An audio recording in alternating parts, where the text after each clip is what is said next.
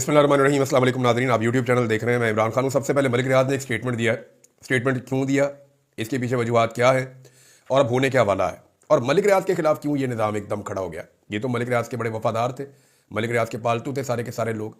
ये अचानक हुआ क्या? जिस आदमी का टीवी पे नाम नहीं लिया जा सकता था, जिस आदमी को कभी भी कोई पकड़ता नहीं था, जिस आदमी के खिलाफ कभी कोई केसेस नहीं बनते थे, जिस आदमी को सारा निज़ाम ही ओब्लाइज करता था, उस आदमी के खिलाफ कैसे हो सकता है? पहले मलिक रियाज का आप स्टेटमेंट सुने, फिर आपको बताता हूँ अंदर की कहानी क्या है। मलिक रियाज ने कहा जी कि मेरा कल भी ये फैसला था, आज भी ये फैसला है, चाहे जितना मर्जी जुल्म कर लो, मलिक रियाज गवाही नहीं देगा। झूठी गवाही मांग रहे हैं ना इमरान खान के खिलाफ, तो मलिक रियाज ने कहा जी मैं तो गवाही नहीं दूंगा। पाकिस्तान में कारोबार करना आसान नहीं है। कदम कदम पर रुकावटों के बावजूद 40 साल खून पसीना एक करके अल्लाह के फजल से बैरिया टाउन बनाया और आलमी सतह की पहली हाउसिंग सोसाइटी का पाकिस्तान में आगाज़ हुआ। मेरे अल्लाह ने मुझे इस्तकामत दी और अपने मेंबर से किए हुए वादे मैंने पूरे किए। अनगिनत रुकावटों, सरकारी ब्लैकमेलिंग ने बाद औक़ात वादों की तकमील में तातुल पैदा किया, लेकिन मेरे रब ने हमेशा मुझे सुरखरू किया। सालों की ब्लैकमेलिंग, जाली मुकदमे और अफसरान की लालच को अबूर किया, मगर एक गवाही की जिद की वजह से बैरून मुल्क जाना पड़ गया। अब मलिक रियाज इससे पहले तो कभी बैरून मुल्क ऐसे नहीं गया, तो ये जाना क्यों पड़ा?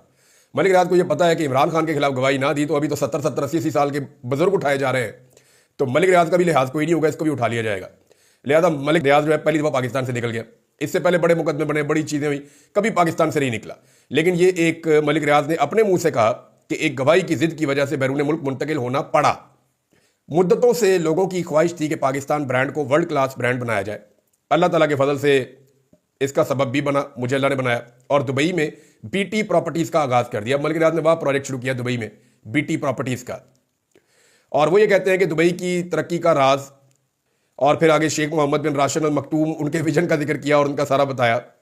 फिर उन्होंने कहा जी नैब ने प्रेस रिलीज जो जारी की है ये ब्लैकमेलिंग का एक नया मुतालबा है, मैं जब्त कर रहा हूं, लेकिन दिल में एक तूफान लिए बैठा हूं। ऐसा ही जुमला आपको याद होगा नवाज शरीफ ने भी बोला था, लेकिन वो तूफान नवाज शरीफ के दिल के अंदर ही फारग हो गया। और अगर ये बंद टूट गया तो फिर सबका भरम टूट जाएगा। ये मत भूलना कि पिछले 25-30 सालों का सब राज सबूतों के साथ मौजूद है। ये तो बात ठीक है, मलिक रियाज के पास सारे नंगे हैं, बेशुमार राज मलिक रियाज के पास है, और मलिक रियाज को ये राज अफशा कर देने चाहिए ताकि पता चल जाए पाकिस्तान को किस किसने लूटा, किस किसने दो नंबरियां की हैं, कौन कौन रिश्वत लेता रहा है, कौन कौन प्लॉट्स लेता रहा है, कौन कौन फायदे लेता रहा है, किस किसने क्या क्या कमाया है, जरदारी ने क्या किया, बिलावल हाउस कैसे बना। ये बताएं कि नवाज शरीफ के बेटे की प्रॉपर्टी डबल कीमत में क्यों खरीदी। ये भी बताएं कि अलकादर यूनिवर्सिटी की जमीन क्यों दी। जो बताना चाहते हैं बताएं। मलिक रियाज को यह भी बताना चाहिए कि किस किस ऑफिसर ने उनसे क्या क्या लिया, और कौन कौन सा ऑफिसर रिटायरमेंट से पहले ही मलिक रियाज के लिए काम कर रहा था, और वो जैसे ही रिटायर हुआ वो मलिक रियाज का मुलाजिम कैसे बन गया। यानी बहुत सारे ब्यूरोक्रेट्स हैं, जर्नैल हैं, ब्रिगेडियर्स हैं, और बहुत सारे लोग हैं, ये सारे मलिक रियाज के मुलाजिम बन जाते थे नौकरियों से फारिग होने के बाद। बहुत सारे लोग ऐसे हैं। तो ये मलिक रियाज साहब को सारा राज खोलना चाहिए। उन्होंने कहा जी बैरिया टाउन पाकिस्तान का कामयाब तरीन प्रोजेक्ट बना, और अब बीटी प्रॉपर्टीज जो दुबई है वो भी बहुत कामयाब होगा। अब वो ये कह रहे हैं कि दर्जनों मुल्कों से सरमायाकार जो है वो दुबई में आने वाले इस प्रोजेक्ट में दिलचस्पी का मुजाहरा कर रहे हैं, और 25 करोड़ पाकिस्तानियों को इस प्रोजेक्ट पे फख्र होना चाहिए। और इनकी कंपनी दुनिया के सबसे शफाफ, सबसे ईमानदार निज़ाम दे, यानी आलमी सतह के मुकाबले के लिए एक आलीशान मनसूबे के लिए चुना गया है। यानी दुबई के अंदर इनकी कंपनी चुनी गई और वहां पर एक बेहतरीन मनसूबा अपना कर रहे हैं, इस अज़म के साथ कि हमारा जीना मरना पाकिस्तान के लिए था और हमेशा रहेगा। अपने पाकिस्तानी भाइयों बहनों को यकीन दिलाते हैं कि हमने पाकिस्तान समेत दुनिया के हर मुल्क के कानून की पासदारी की है, हमेशा करते रहेंगे। मलिक रियाज ना तो किसी के खिलाफ इस्तेमाल होगा और ना ही किसी से ब्लैकमेल होगा। इंशाल्लाह दुबई प्रोजेक्ट कामयाब भी होगा और दुबई समेत पूरी दुनिया में पाकिस्तान की पहचान बनेगा। अब जरा आप समझें कि ये मामला क्या है। हुआ यह है कि नैब ने कह दिया है और हुकूमत ने भी ये कहना शुरू कर दिया है कि जनाब मलिक रियाज के खिलाफ हम दुबई में जाएंगे, क्योंकि मलिक रियाज दुबई के अंदर एक बहुत बड़ा कोई प्रोजेक्ट कर रहे हैं, और ये प्रोजेक्ट वहां पे इसलिए नहीं कर सकते कि पाकिस्तान के अंदर इन्होंने करप्शन की हुई है और यहां पे इनके मामला साफ सुथरे नहीं है। लिहाजा हम दुबई की गवर्नमेंट को राब्ता करेंगे और ये प्रोजेक्ट रोकेंगे। अब इसकी वजह क्या है, जरा चंद चीजें आप समझ लें। मलिक रियाज जब तक पाकिस्तान के अंदर कारोबार करता रहा, पाकिस्तान के अंदर ब्यूरोक्रेट्स की, एस्टेब्लिशमेंट के अंदर जो लोग हैं उनकी, हुकूमतों के अंदर जो लोग हैं उनकी चांदी होती रही। यानी मलिक रियाज के अगर आप मुलाजमीन की तादाद देखें तो आपको बहुत सारे ऐसे लोग मिलेंगे जो जनरल हैं, जो कर्नल हैं, जो ब्रिगेडियर हैं, रिटायर्ड, वो वहां पे काम करते रहे हैं। हत्ता कि कुछ लोग छुट्टियां लेकर भी मलिक रियाज साहब के लिए खिदमत सर अंजाम देते रहे हैं और दीगर सोसाइटीज़ के लिए भी खिदमत सर अंजाम देते रहे हैं। बहुत सारी पाकिस्तान में ऐसी हाउसिंग सोसाइटीज़ हैं जिनके अंदर जो लोग काम करते हैं वो रिटायर अफसरान होते हैं और बाकायदा उनके दफातर होते हैं। मैं कुछ से मिला भी हूँ। तो पाकिस्तान के अंदर ये एक ट्रेंड है कि फौजी रिटायर अफसरान को हाउसिंग सोसाइटीज़ के अंदर मुलाजमत दी जाती है, और ये ट्रेंड जो है मलिक रियाज साहब ने शुरू किया था। तो एक तो बेनिफिट ये था। दूसरा, मलिक रियाज साहब ने सबकी जेबें भरी हैं। मलिक रियाज का जिसने रास्ता रोका, मलिक रियाज ने रास्ता बनाने के लिए जो उसने चाहा उसको दिया और अपना काम वो निकालते रहे। ब्यूरोक्रेट को पैसे खिलाए, सियासतदानों को पैसे खिलाए, जर्नैलों को, जजों को पैसे खिलाए, सबको पैसा खिलाया मलिक रियाज ने, और मलिक रियाज के पास ये राज मौजूद है। अब इन राजों को छुपाने से क्या फ़ायदा? पाकिस्तान का अगर मलिक रियाज ने भला करना है तो दुबई में प्रॉपर्टी या कोई एक प्रोजेक्ट बना के वो भला नहीं हो सकता। वो भला हो सकता है कि वो पोल खोल दें सबको और बताएं किस किस ने पाकिस्तान को कैसे कैसे लूटा और किस किस को रिश्वत लेने की आदत है, किस किस को कमीशन लेने की आदत है। तो मलिक रियाज साहब अगर ये पोल खोल देना तो ये कोई 500-700 ब्यूरोक्रेट और ये सियासतदान और ये एस्टेब्लिशमेंट के लोग ये सारे बीच में आ जाएंगे। कम से कम कौम को पता तो चल जाएगा कि कौन कौन खाऊ है और किस किस ने पाकिस्तान को लूटने के लिए ये गेम की है। मलिक रियाज के पास वाकई बड़े राज है। मलिक रियाज वो राज बता सकता है, लेकिन वो बता नहीं रहा, और वो ये कह रहा है मैंने काम करने दो, क्योंकि पाकिस्तान में भी मलिक रियाज ने काम किया है और यहाँ पे जो रुकावट आई है उसको चाहे पैसे दे के, जो भी करके, तलक लगा के, कुछ भी करके उसने अबूर किया है, और अब वो पाकिस्तान से बाहर भी दुबई में प्रोजेक्ट कर रहा है। प्रॉब्लम क्या आ रही है? नंबर एक, सोने का अंडा देने वाली मुर्गी पाकिस्तान के कब्जे से बाहर चली गई है। बहुत सारे लोग जिन्हें सोने का अंडा खाने का शौक था, वो मुर्गी अब दुबई में चली गई, अब वहां पे अंडे दे रही है। लिहाजा वहां पे जाके इनको नौकरियां नहीं मिल सकती, वहां पे जाके ये कारोबार नहीं कर सकते, वहां पे जाके मलिक रियाज को ब्लैकमेल नहीं कर सकते, वहां पे जाके उससे पैसे नहीं ऐंठ सकते। नंबर एक ये है। नंबर दो, प्रॉब्लम एक और है। मलिक रियाज क्योंकि पाकिस्तान का सबसे बड़ा प्रोजेक्ट कर रहा था और पाकिस्तान के अंदर इस वक्त लोगों का एतमाद खत्म हो रहा है, तो जितने भी इन्वेस्टर्स होते हैं उनमें बड़ी तादाद उन इन्वेस्टर्स की होती है जो ओवरसीज होते हैं। यानी ओवरसीज पाकिस्तानी बहुत बड़ी मिकदार में पैसा डालते हैं रियल स्टेट के बिजनेस में। ये पूरी दुनिया में डालते हैं, लेकिन ज्यादा पैसा वो पाकिस्तान में ले आते थे। ये नहीं उन्हें बताया जाता था कि ये नई सोसाइटी लॉन्च हो रही है या इसका नया ब्लॉक आ रहा है, इस वक्त प्लॉट की कीमत यह है, 2-3 साल में ये प्लॉट की कीमत दुगनी या उससे ऊपर चली जाएगी। तो ओवरसीज पाकिस्तानी अपना एक्स्ट्रा पैसा मुंतकिल कर देते थे पाकिस्तान में, और ये प्लॉट्स या इनकी फाइलें खरीद लेते थे। बाद में वो कीमत बढ़ती थी, तो वो जो ओवरसीज पाकिस्तानी है, बाद में उन्हें फायदा होता था, बाद में कई सोसाइटियां उनको धोखा भी दे देती थी। वो बेचारे प्लॉटों के पीछे पीछे भागते रहते थे, फाइलें लेके ख्वार भी होते रहते थे, और बाद में जो है, और डेफिनेटली ये फायदा जो है वो जो रियल स्टेट का बिजनेस करने वाले लोग हैं उनको ये फायदा होता था। और पैसा क्योंकि पाकिस्तान में आता था, तो जब टैक्स कलेक्शन होती थी वो पैसा पाकिस्तान में भी आ जाता था। ये डीएचए भी है, ये बैरिया भी है, ये अलीम खान की सोसाइटी भी है, ये और बहुत सारी सोसाइटीज हैं। ये पाकिस्तान में तो दर्जनों सोसाइटी है, लेकिन जो सबसे बड़ा जायंट था इसका, वो कौन था? वो मलिक रियाज था। अब मलिक रियाज ने दुबई में एक प्रोजेक्ट शुरू किया है। दुबई प्रॉपर्टी के नुक्ता नजर से दुनिया की सबसे बड़ी मार्केट बन चुका है, और मलिक रियाज ने प्रोजेक्ट सिर्फ दुबई में नहीं करना। मैं आपको यह भी बता देता हूं कि मजीद कुछ मुल्कों के मलिक रियाज को दौरे करवाए गए हैं, और वहां की हुकूमतों ने बाकायदा मलिक रियाज को कहा कि इत्थे भी प्रोजेक्ट कर लो। एक तो मलिक रियाज के पास एक्सपर्टीज है इस मामले में, दूसरा उनके पास कॉन्टैक्ट्स हैं। ओवरसीज पाकिस्तानी जो है ना, वो मलिक रियाज पे इसलिए भरोसा कर लेते हैं कि उन्होंने वहां से पैसा बनाया हुआ है कई लोगों ने। अब मामला यह है कि मलिक रियाज ने अगर बाहर प्रोजेक्ट शुरू कर दिए तो पाकिस्तान के अंदर जो रियल स्टेट का बिजनेस है उसको धचका लगेगा।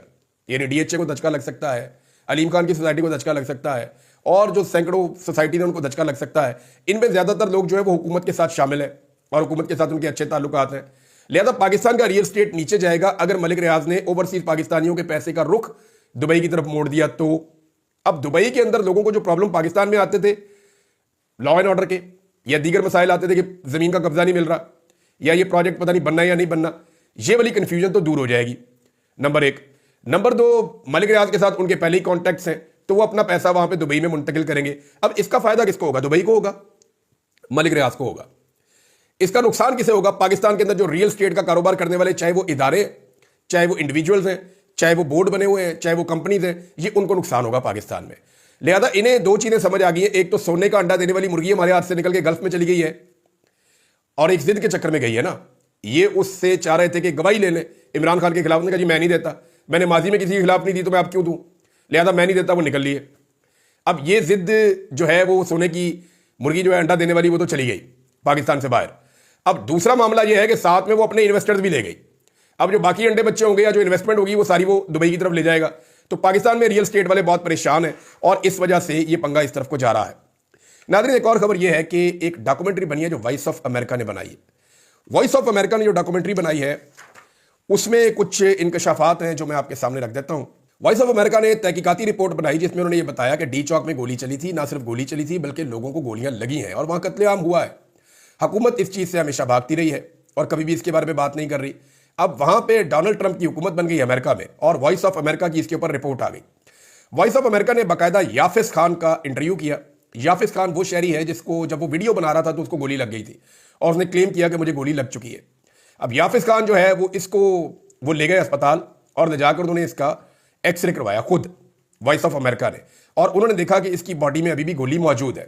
इसके अलावा उन्होंने मजीद लोगों के बारे में बताया कि जनाब उनको भी गोलियां लगी हैं, यानी पेशावर में 11 गोली लगने वाले जख्मियों का इलाज हुआ है, ये भी बताया गया। और साथ इस रिपोर्ट में यह भी बताया कि पिम्स और पॉली क्लिनिक अस्पताल ने तफसीलात फराहम करने से अभी फिर इनकार कर दिया है। तो ये वॉइस ऑफ अमेरिका की रिपोर्ट जो है ये बड़ी इंपॉर्टेंट है। इस वक्त आलमी सतह पर गवाहियां पहले भी आ रही थी, अभी भी गवाहियां आ रही है, और ट्रंप जो है वो वाकई बहुत गर्मी के साथ आया है। और ट्रंप की जो सारी तवज्जो है वो इस बात के ऊपर है कि उसने डीप स्टेट को या एस्टेब्लिशमेंट को शिकस्त कैसे देनी है। ट्रंप ने आते ही जो पहला एक बड़ा कदम उठाया वो उसने ये किया कि नेशनल सिक्योरिटी एजेंसी यानी NSA और CIA और दूसरी खुफिया इंटेलिजेंस एजेंसीज के जो डायरेक्टर हैं उनके समेत 51 मुख्तलिफ अहदेदारों की सिक्योरिटी क्लियरेंस जो है वो खत्म कर दी, यानी इनकी सिक्योरिटी वापस ले ली है और उन पर अपने इख्तियारात से तजावज़ और आइन की पामाली की बिना पर मुकदमे चलाने का ऑर्डर भी जारी कर दिया है।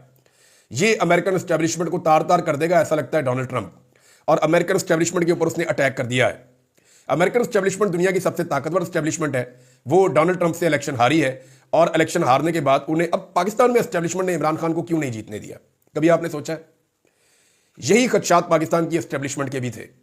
डोनाल्ड ट्रंप अमेरिकन एस्टेब्लिशमेंट को बांध रहा है, अमेरिकन एस्टेब्लिशमेंट को कानून के दायरे में ला रहा है, अमेरिकन एस्टेब्लिशमेंट के खिलाफ कानूनी कार्रवाई कर रहा है और उनकी मौज मस्ती खत्म कर रहा है इक्तदार में आने के बाद, क्योंकि उसने एस्टेब्लिशमेंट को शिकस्त दी है इन इंतखाबात में। अब इसी तरह से पाकिस्तान की एस्टेब्लिशमेंट को डर था कि अगर इमरान खान ने हमें शिकस्त दे दी और वो इक्तदार में आ गया, शिकस्त तो इमरान खान ने दे दी, लोगों ने लाइनों में लगकर वोट डाले और लोगों ने एंटी एस्टेब्लिशमेंट बयानिए पर वोट डाले और इमरान खान साहब को अक्सरियत दी, दो तिहाई अक्सरियत से भी ज्यादा दी।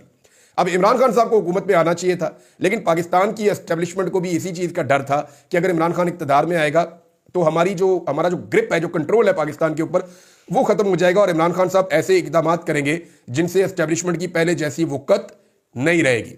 अब नाज़रीन एक और आपको खबर मैं सुनाता हूं, अजीबो गरीब खबर है। पाकिस्तानी अजीब अजीब काम कर रहे हैं कि लापता जो अफराद का कमीशन है उसके अंदर जनाब तैनात कर दिया गया है 85 साल बुजुर्ग जस्टिस रिटायर फ़कीर मोहम्मद खोकर साहब को। अब आप अंदाज़ा करें, लापता अफराद का कमीशन है बलूचिस्तान से लेकर आज़ाद कश्मीर तक, खैबर पख्तूनख्वा से लेकर पंजाब और इस्लामाबाद तक, इवन सिंध में भी। पाकिस्तान का कोई ऐसा इलाका नहीं है जहां पे लोगों को लापता ना किया जाता हो। जबरी गुमशुदगियां पाकिस्तान में एक मामूल बनती चली जा रही हैं और पाकिस्तान के रियासती इदारे इसको एक टूल के तौर पे इस्तेमाल कर रहे हैं कि जबरी तौर पे लापता करो बंदे को और किसी अदालत के अंदर इंसाफ नहीं मिलता, उसके घर वाले ढूंढते रहते हैं और इसको ब्लैकमेलिंग के लिए इस्तेमाल करते हैं, एक टूल के तौर पर इस्तेमाल करते हैं, लोगों को दबाने के लिए, लोगों की आवाज़ को दबाने के लिए और इख्तलाफ राय को कुचलने के लिए इसको एक टूल के तौर पे इस्तेमाल किया जाता है। अब 85 साल बुजुर्ग को लगा दिया गया। मैं आपको शर्तिया कहता हूं कि ये जो 85 साल बुजुर्ग है ना, ये अकेले अपने घर से निकले तो लापता हो जाए। इस उम्र के अंदर तो बंदे को रास्ते याद नहीं रहते। इनको आप अंदरून शहर लाहौर में ले जाके छोड़ दें और कहें अपने घर पहुंच जाओ, ये बगैर किसी की मदद के अपने घर नहीं पहुंच सकते। ये इतनी बड़ी तादाद में लापता अफराद को उनके घरों में पहुंचाएंगे। ये पाकिस्तान की रियासत इससे ज्यादा भद्दा और बुरा मजाक कर नहीं सकती। इमरान खान साहब ने आज तारीफ की है ईमान मज़ारी साहबा की, जो लापता अफराद के लिए बहुत काम कर रही हैं, बड़ी कोशिश कर रही है। उनकी जितनी तारीफ की जाए कम है। इस तरह के लोगों को लगाएं ना आप, यानी ऐसे लोगों को लगाएं जो वॉलंटियर कर सकें अपने आप को, जो दर्द दिल के साथ काम कर सकें, जो कानून को जानते हों और जो कानून के मुताबिक आगे बढ़ते जाएं। बहुत सारे और लोग हैं, बेशुमार लोग हैं, बहुत सारी तंजीमें हैं जो इसके ऊपर काम कर रही हैं, बहुत सारे जजेज हैं जो इसके लिए आवाज़ उठाते रहे हैं, जो हाल ही में रिटायर हुए हैं, उनको आप लगा सकते हैं। लेकिन इतने बुजुर्ग आदमी को लगाने के बाद एक्चुअली ये पैगाम दिया गया है कि जनाब हम जो चाहे वो करते रहे, जिसको चाहे मर्जी लापता करते रहे और जब कोई हमसे जवाब मांगेगा तो जवाब भी नहीं मिलना। एक और खबर है वो ये है नाजरीन के पाकिस्तान तहरीक इंसाफ ने मुज़ाकरात के हवाले से बड़ा कैटेगोरिकली कह दिया है कि अब हम चौथा जो मुज़ाकरात का राउंड है उसमें नहीं आएंगे। और उसकी वजह पाकिस्तान तहरीक इंसाफ ने यह बताई है कि अगर तो हुकूमत ने ये हामी भर ली कि वो जुडिशल कमीशन बनाने जा रही है और उस पर वो बात करना चाहते हैं तो फिर तो बैठेंगे और बैठकर बात करेंगे। लेकिन 9 मई के हवाले से और 26 नवंबर के कत्ले आम के हवाले से अगर हुकूमत जुडिशल कमीशन नहीं बनाती और इसकी हामी नहीं भरती तो हम चौथे राउंड में मुज़ाकरात के नहीं बैठेंगे। ये पाकिस्तान तहरीक इंसाफ ने क्लियरली कह दिया है। जबकि हुकूमत ने इसके ऊपर टाइम मांगा। हुकूमत ने यह कहा कि जी हम 28 जनवरी तक आपको बता देंगे कि हम ये जुडिशल कमीशन बना रहे हैं या नहीं बना रहे। मेरी इतला के मुताबिक जुडिशल कमीशन तो नहीं बनाएंगे, क्योंकि राणा सनाउल्लाह साहब ने बड़ा क्लियरली ये बता दिया है कि जनाब इसका मतलब तो ये है कि हम गले में रस्सा डाल के पाकिस्तानी इदारों का वो पाकिस्तान तहरीक इंसाफ के हाथ में पकड़ा दें कि आप इनको झटके मारो। तो एक तरह से ये राणा सनाउल्लाह साहब का एतराफ़ जुर्म भी है कि अगर जुडिशल कमीशन बना इस मामले पे, ये जो दो मामलात हैं, अगर इन दो मामलात के ऊपर जुडिशल कमीशन बना तो फिर इसमें पाकिस्तान के इदारे फंस जाएंगे। एक तरह से ये एतराफ़ जुर्म है कि पाकिस्तान के इदारों ने 9 मई और 26 नवंबर किया है, और अगर जुडिशल कमीशन बना तो इसका मतलब ये होगा कि पाकिस्तानी इदारे फंस जाएंगे और पाकिस्तान तहरीक इंसाफ का मौक़िफ़ दुरुस्त साबित हो जाएगा, लिहाजा हम ये कर नहीं सकते। नाज़रीन, आदिल बज़ई वाला जो केस है वो बड़ा दिलचस्प रुख इख्तियार कर गया है। पाकिस्तान तहरीक इंसाफ ने यह क्लेम किया है, उमर अयूब साहब भी ये कह रहे थे कि नवाज शरीफ और शहबाज शरीफ दोनों की सीटें जा सकती हैं आदिल बज़ई के केस में। मामला यह है कि जो जाली हलफनामा दिया गया है आदिल बज़ई का, जाली एफिडेविट, उसमें आदिल बज़ई ने केस कर दिया है और सुप्रीम कोर्ट ऑफ पाकिस्तान ने इलेक्शन कमीशन को यह बाकायदा कहा है कि जज, ज्यूरी और प्रोसिक्यूशन का किरदार आप अदा नहीं कर सकते। इससे पहले भी आपको याद होगा कादी फायद ईसा के दौर में बाकायदा ये ऑब्जर्वेशन आई थी सुप्रीम कोर्ट ऑफ पाकिस्तान की, जिसमें सुप्रीम कोर्ट ऑफ पाकिस्तान ने बार बार ये कहा था कि इलेक्शन कमीशन तो ऐसा लगता है कि एक पार्टी है, यानी वो जो मखसूस नशिस्तों वाला केस है उसमें इलेक्शन कमीशन ऐसा नहीं लगता कि वो एक न्यूट्रल एक बॉडी है कि किसी को भी मखसूस नशिस्तें जाएं सुप्रीम कोर्ट ये फैसला कर दे। नहीं, इलेक्शन कमीशन तो वहां पे एक पार्टी बना हुआ था कि नहीं, हर हाल में मैंने पीडीएम की जमातों को और एस्टेब्लिशमेंट की मर्जी और मंशा के मुताबिक मैंने मखसूस नशिस्तें देनी है, मैंने पाकिस्तान तहरीक इंसाफ को उसकी मखसूस नशिस्तें नहीं देनी है। साहबजादा हामिद रजा के मदरसे के ऊपर नाज़रीन एक अटैक किया गया है, और ये जो अटैक है ये उनके मदरसे के ऊपर किया गया। पंजाब पुलिस की बहुत बड़ी रेड हुई है वहाँ पे। वजह यह है कि वो एक प्रेस कॉन्फ्रेंस करना चाह रहे थे और उनको रोकना चाह रही है पंजाब पुलिस। अब आप अंदाज़ा करें कि एक तरफ मरियम नवाज जो है वो जहाँ दिल करता है वहाँ चली जाती है, जो दिल करता है वो पॉलिटिकल एक्टिविटी करती है, जबकि अपोजिशन को एक प्रेस कॉन्फ्रेंस करने की इजाज़त नहीं है। इमरान खान के दौर में अपोजिशन ना सिर्फ प्रेस कॉन्फ्रेंस करती थी बल्कि उनको भरपूर कवरेज मिलती थी, बल्कि वो जहां दिल करता था जलसा जुलूस करते थे, जहां दिल करता था अपनी पॉलिटिकल एक्टिविटीज़ करते थे। लेकिन इमरान खान की पार्टी को मरियम नवाज की हुकूमत ने पुलिस के जरिए से पूरी तरह से कुचलने की कोशिश की है, और वही किया जो एस्टेब्लिशमेंट ने उन्हें कहा, यानी जूते पॉलिश करने का इन्होंने रिकॉर्ड कायम किया है। मरियम नवाज ने एक और बड़ी लंबी छोड़ दी। उन्होंने कहा जी 130 साल का रिकॉर्ड मैंने तोड़ दिया है। वजह यह, उन्होंने कहा कि मरियम आबाद के लोगों ने कहा मुझे, क्यों मरियम आबाद जो है वो अक़लियती लोगों की एक इलाका है, तो उन्होंने कहा जी मरियम आबाद के लोगों ने कहा कि 130 साल के बाद हमें कोई हुक्मरान मिला है। मुझे समझ नहीं आती कि मरियम नवाज को तकरीर लिखकर कौन देता है। नवाज शरीफ को और शहबाज शरीफ को ढूंढ के जूते मारने चाहिए कि यार हम भी यहाँ पे वज़ीर आला रहे हैं। यानी मरियम नवाज की तारीफ करने के चक्कर में बाप का और चाचा का और कज़न का सबका क्रेडिट खा गई। यानी ना शहबाज शरीफ ने कुछ किया, 3-4 दफ़ा वज़ीर आला रहा, ना नवाज शरीफ ने कुछ किया, वो भी पंजाब का वज़ीर आला रहा, ना हमजा शहबाज ने कुछ किया, वो भी पंजाब का वज़ीर आला रहा। तो पंजाब के अंदर इसके बाप दादा ने कभी कुछ नहीं किया, जो किया मरियम नवाज ने किया, और वो भी अभी किया। और एक जनाब कार्ड जारी कर दिया अक़लियतों के लिए, और इसमें एक मुहिम चलाई जा रही है, और कर्जे के पैसे से मुहिम चलाई जा रही है। आप अंदाज़ा करें, अखबारात के अंदर रोज़ाना इनका मुंह छाप दिया जाता है, कभी आधे सफ़े का, कभी पूरे सफ़े का, और धड़ाधड़ अखबारात को ये इश्तिहारात दे रहे हैं। यही एक वजह है कि अखबार इनके खिलाफ लिखता नहीं है, मीडिया इनके खिलाफ बोलता नहीं है। ये मीडिया को इश्तिहारात देते हैं, अखबारात को इश्तिहारात देते हैं, इलेक्ट्रॉनिक मीडिया को इश्तिहारात देते हैं, और ये सारे जो शौक हैं इनके वो हसीना वाजिद वाले हैं। कभी ये किसान कार्ड की बात करते हैं, कभी ये मिनॉरिटी कार्ड की बात करते हैं, लेकिन जो कार्ड असल में हर आदमी को सहूलत दे रहा था, सेहत कार्ड, जो पाकिस्तान तहरीक इंसाफ ने जारी किया था, जिससे हर पाकिस्तानी को मुफ्त इलाज मिल रहा था, वो कार्ड इन्होंने पाकिस्तानियों से छीन लिया। नाज़रीन, कुछ और खबरें हैं, वो अहम खबरें मैं आपके साथ शेयर करता हूं, क्योंकि सुप्रीम कोर्ट ऑफ पाकिस्तान से बड़ी बड़ी खबरें आ रही हैं, और सुप्रीम कोर्ट ऑफ पाकिस्तान के अंदर एक बहरान शिद्दत इख्तियार करता चला जा रहा है। जस्टिस मंसूर अली शाह साहब जो है वो खबरों की जीनत है और मरकज़े निगाह हैं, जबकि chief justice of Pakistan Yahya Afridi का तो नाम भी याद करना पड़ता है और वो मंजर से बिल्कुल गायब है। आईनी बेंच और आईनी अदालत ने सुप्रीम कोर्ट ऑफ पाकिस्तान के इख्तियारात को लगता है सलब कर लिया है, और ये चीज़ें सुप्रीम कोर्ट ऑफ पाकिस्तान में इरिटेशन का और एक तनाज़े का बायस बन रही हैं। इस पर बात करेंगे अगले वीलॉग में। अब तक के लिए इतने, अपना ख्याल रखिएगा, अपने इस चैनल का भी। अल्लाह हाफ़िज़।